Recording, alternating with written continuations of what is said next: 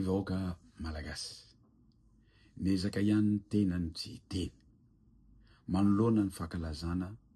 ny fahaleovantena alohany 2020 ny volana Jona fa mampiteny ny Mona iny teny nataony Ngai Rajoely tamin'ny Mahaliana Ngai Andry Nirina Rajoely ny teny anao tamin'ny maly fa miasa mafy miasa mangina miasa ho an'ny vahoaka malagasy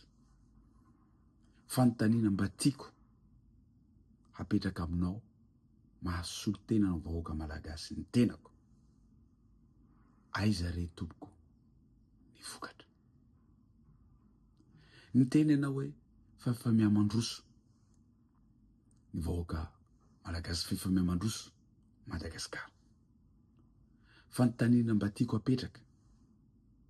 amin'ny vahoaka malagasy rehetra 30 tapitrisa manerana ny Madagasikara iza re tompoko no mahatsapa an'izany fandrosoana izany Ngai Andry Nirina Rajoely tsy mitady fahagagana avy aminao ny vahoaka malagasy au moins mba tsy tokony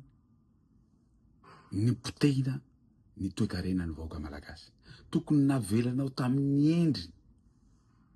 teo aloha taloha nandraisanao ny fitondrana ny toe-karena malagasy au moins tokony navelanao mihitsy tamin'ny endriny iny mba nampiadana ny vahoaka malagasy tsy mitady teny mamy teny tsara lahatra avy aminao isanandro tsy mitady propagande avy aminao isanandro ny vahoaka malagasy mitady fiainana tsaratsara kokoa ny vahoaka malagasy